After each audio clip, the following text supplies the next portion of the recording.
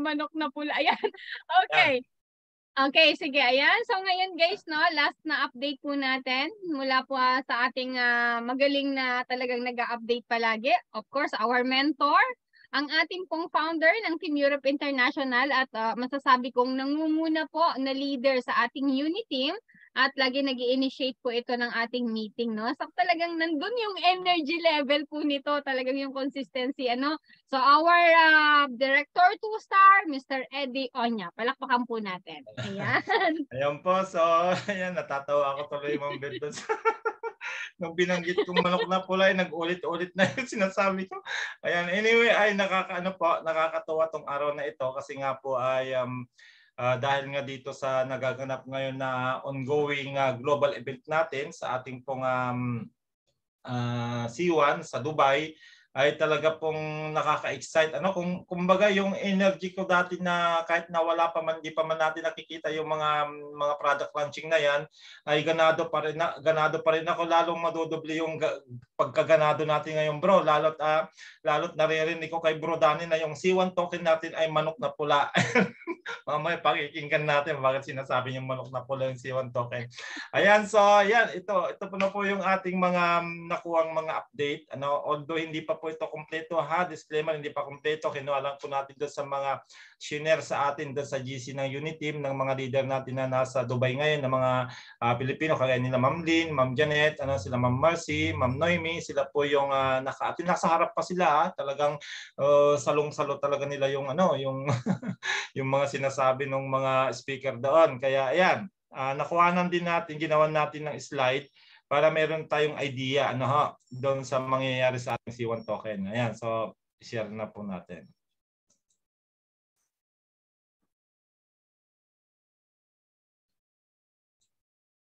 Okay, dito tayo magsisimula. Yan, dito muna tayo magsisimula bago natin balikan yung mga napaliwanag na natin last week. Ayan. C1 token. Ayan, ito po ngayon yung talk of the town sa lahat po ngayon ng mga member ng Crowd1 na nag-stay sa company, ay talaga namang ito yung tinatawag naming manok na pula.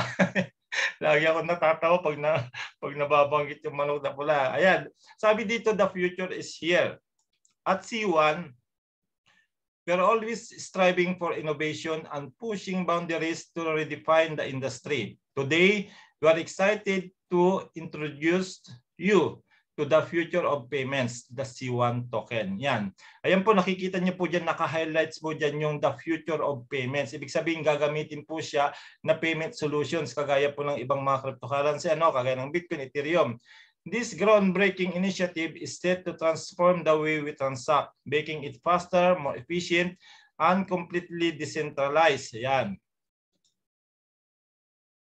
The C1 token represents a bold step forward in the world of cryptocurrencies. As an ERC20 token native to the Polygon network, it offers lightning fast, transparent, and pair-driven transactions. So yan po, nakikita niyo po, mabilis po ang transaction nito, kagaya din po ng ating AX token. We're not just breaking new ground, we're redefining the possibilities of the entire industry, and you're invited to be part of this world-changing journey. Ayan. So dito po, ito po yung mga na-screenshot kanina doon na ginawa lang natin ng slide, kaya makikita nyo medyo malabo, pero hopefully by Wednesday sa leadership group meeting ay yung buo po yung papakita nila. So importance of the launching of a token. Real-time transactions, ibig sabihin, di mo kailangang mag-antay ng matagal. Kumbaga, pwede siyang ma-convert anytime kung gusto mo i-convert ng anytime to other crypto. Monetizing of social capital, removes middleman. Yan po yung ating C1 token pag nag-launch na. Vision behind the token. Ang sabi nakalagay po dyan, lead the charge in blockchain-powered peer-to-peer affiliate marketing logic. Develop a crypto-native tool for the next generation of digital influencers. Next. Token business model. Ayan, kung makikita niyo po dito, nasa gitna po siya palagi. Ayan magsisimula tayo dito. Ayan. network. Alam naman natin po sa Crowd1, we use the network. Ginagamit natin yung mga tao po para i-promote yung product natin. Tapos tayo po yung magsisale. Then new buyers, yon mga bibili ng mga package at dadaan po sa C1 tokenomics. Ayan yung mga word na ginagamit. Then babalik sa network. Then yung nga po sa C1 token. Wait lang.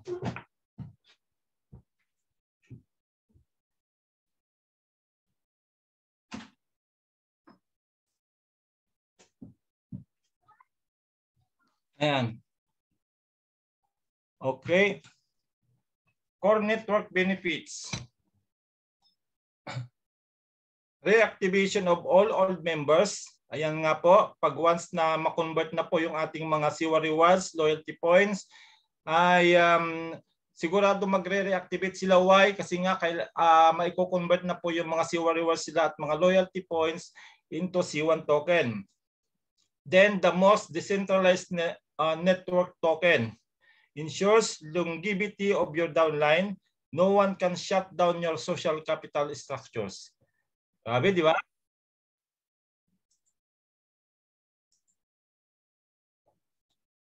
Then next, ensuring a successful launch. The C1 token will be an ERC20 token powered by Polygon blockchain network. So, bigyan ko lang kayo ng idea about Polygon, about ERC20. Kung maalala nyo po, tayo pong mga players po ng Planet X, tayo po ay nasa Polygon network din po. And under ERC20, ang token natin. Ang maganda lang po niya, why they are saying that ensuring a successful launch, why? Kasi po, ang magmamanage po ng C1 token natin ay walang iba, kundi ang founder po ng Planet X na si Sir Felix, na alam po naman natin na sa maiksing panahon na nag-launch po yung ating Planet X, siya po ay nag-number 1 kaagad po bilang blockchain game sa Polygon network. Kung kaya yung kanyang kakayahan na mamuno dito sa ating maglalaro sa C1 token ay subok na po kasi may napatunayan na siya.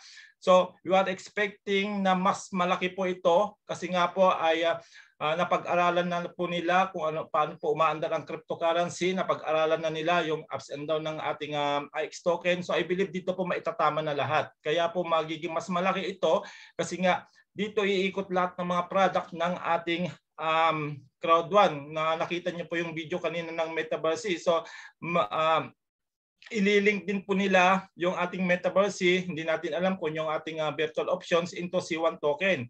So ang dami na po nung ililink sa kanya, yung Siwa rewards, yung loyalty points, yung DPN shares, plus yung ating nga pong virtual options. Grabe po yan pag nangyari po yan. Kaya nga po we are so very blessed na mga nag-stay sa company, especially yung may mga assets na nabanggit ko dahil mapapakinabangan na po natin. Ibig sabihin, mapipera na po yung mga naipon nating mga digital assets sa loob ng mga account natin.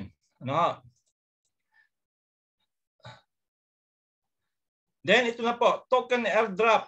Ayan, makikita nyo po dito yung token airdrop. Ayan, screenshot nyo po yung mga yung mga total nasa YouTube naman, i-upload natin sa YouTube. So, base allocation, retroactive, filter and, ano ba yun? Share based on previous use. Medyo malayo lang po.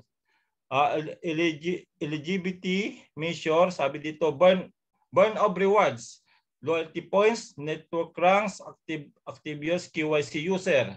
Yan po yung sa base allocation. Sa conditional naman, require recent of new action to claim. Eligibility measure recent source activity NFT element holder. So yan po yung mga ipapaliwanag pa po in the coming days. Kumbaga ito ay pasilip lamang po, pero I believe tatalakayin po lahat ito sa Siwa Leadership Group meeting sa Miyerkules.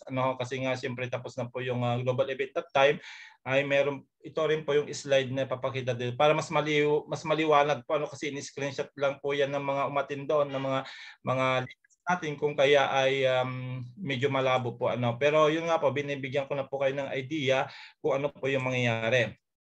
Ayan. So ito po yung ito po yung kailangan natin pag-aralan. Ayan. Activate airdrop claiming process. Claiming process on white paper goes live November 1st. Ayan.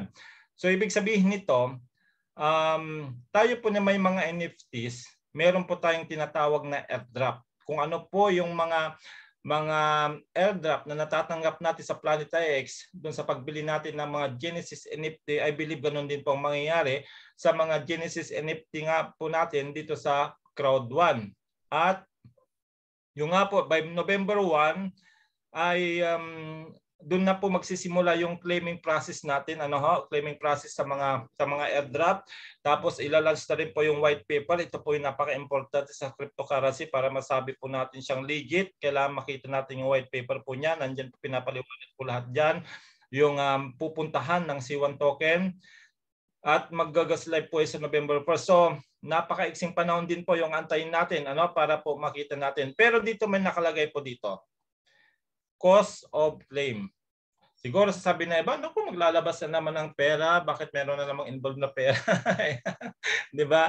So dito po, maglalabas man po tayo ng pera, pero may katumbas na po yung mga airdrop na digital assets. Na yung mga digital assets na yan, sooner po yan ay mabebenta naman natin. Kung kaya, wag niyo pong intindihin yung 19 euro na ibabayad natin sa pag-claim ng airdrop kasi nga mas malaki rin po naman yung kapalit po niyan. Pero ang good news, ito po yung good news, kaya kasi sinasabi ko sa inyo na doon sa mga wala pa pong NFT package, new NFT package ng Crowd1, tignan nyo po yung nakasulat sa baba. If you own an element pack, Earth or higher before November 1st, you don't need to pay the reactivation fee of 19 euro. O, di ba? Kaya tayong may mga NFT package na po, wala tayong babayarang 19 euro. Kaway-kaway sa may mga NFT package. O, di ba? Advantage na naman po ng mga naniwala sa company, yung mga nagtiwala. Kahit na hindi pa natin nakikita yung mangyayari, pero ito na po, tayo pa rin palagi po yung magbe-benefit. Yan, pag-usapan na po natin ito. Yan. When did you join? Kailan ka ba nag-join?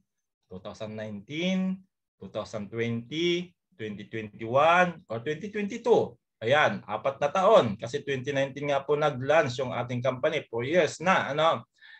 And you or anyone in your team have Crowd1 rewards or loyalty points.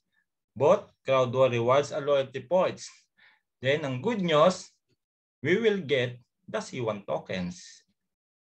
So, it is an opportunity for everyone. Gaya nga nang nabanggit ko po sa inyo, marami pong lumapit sa akin na bakit daw hindi tinulungan ng mga leader nila na iswap yung kanilang mga C1 rewards into DPN shares. Yung DPN shares po, yan po ay Digital Partners Network. Company po yan. Yan po ay bangko na nakabase po sa UK. Siya po ang humahawak lahat ng mga DPN shares natin yung kinonvert natin C1 rewards pero hindi pa po nagbibigay ng shares.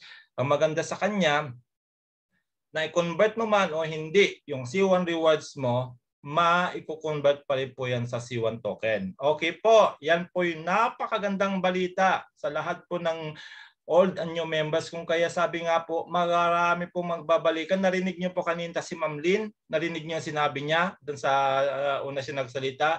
Pati yung mga top leaders dati, buldire, ibig sabihin yung mga ambassador na umalis, gustong bumalik. Imagine that, gustong bumalik. Why? Kasi ang dami pong C1 token ng mga yan, daming C1 rewards ng mga yan. Imagine that. O, di ba? Hindi nila mapapakinabangan kasi nga, umalis sila tapos sinaraan nila ang Crowd1. Hindi na sila pwedeng makabalik at hindi na nila makukuha yung asset nila. Kaya nga po, sabi ko nga sa inyo, manatili lang kayo sa Crowd1. Hindi pa tapos ang laban. Mahaba pang pagsasamahan natin. At ito po ay second wave na po. Ito kumbaga, back to zero tayo pero ibang mukha na po ng C1. Kasi nga po ay papasok na po tayo sa mga NFTs, blockchain, cryptocurrency, metaverse, di ba? Kaya nako, sabi ko nga sa inyo, maraming iiyak talaga na hindi nakapag-antay. Tapos ito pa, tingnan nyo. Medyo malabo lang. Nakita nyo po, yung C1 rewards at saka loyalty points, burn them, farm them, and you will get C1 token. Kung ano yung ginawa natin doon sa Planeta X sa pagbo-burn ng ibang asset para makuha natin yung higher asset o more valuable asset, parehas lang dito. Kasi nga po, ang mamamahala nito ay yung founder din naman ng Planeta X na expert na po pagdating sa mga airdrop na yan. Kung kaya, yun po, kita nyo po, pag in-upgrade mo pa, ayan nga, yan nga po yung sinasabi kanina, na depende sa package mo, ayan pala mambet, nakalagay dyan, times 1 to times 5. Nako po, Coach Dan, yung fifth element baka mag-times 5 yun. Grabe yun. Pag nag-times 5 po yung fifth element, magkano po yun? 35,000 times 5, OMG. Mambet, talagang Coach Jobin, mapapapunta yata talaga tayo nito sa sa Maldives sa January. Yun po yung susunod na event. Nakita niyo po, grabe po yung mangyayari po talaga. Kaya yun nga po, lagi po naming sinasabi ng mga leader ninyo na nag-stay sa company ay congratulations sa lahat ng mga naniwala sa vision ni founder, dahil talagang wala kaming masabi. Kaya sabi ni Coach Danny kanina, gusto naming bumalik doon sa Dubai, sa office, makita ulit si founder kasi pag once na ma-convert na namin yung mga assets na meron kami, kasi kinuha namin lahat ng mga matataas na package kagaya ng fifth element, ng unicorn, dahil nga naniwala kami dito sa mangyayari sa ating company. At talaga namang pasasalamatan namin si founder, kung maaari yakapin namin siya kasi nga ay hindi siya sumuko, hindi siya talaga nagpatinag. In spite na maraming bumati ko sa kanya, maraming sabing scam ang crowd one, pero tingnan nyo naman po yung mangyayari ngayon. Iba na po ngayon yung mangyayari sa ating C1. Kaya again, salamat sa lahat ng mga members, leaders natin ng Uniteam, Philippine Uniteam, na patuloy na nandito, na nakikipag-aral sa amin, nakiki-update sa amin. Gaya na sinasabi ko nga po, biblical po yan, your labor is not in vain. Yung pagpapagal po natin, hindi po yan mawawala ng saysay, kundi tayo po yung makikinabang, tayo yung mag-aani na mga nag-stay sa company. Yun lang po, Ma'am Beth, at hopefully makuha natin yung mga mas malinaw na slides by Wednesday para ma-update ko po ulit kayo. Yun lang po, God bless po sa ating lahat. Okay, maraming salamat po Sir Eddie Onya sa powerful po na update po sa ating C1 token. Ayan na.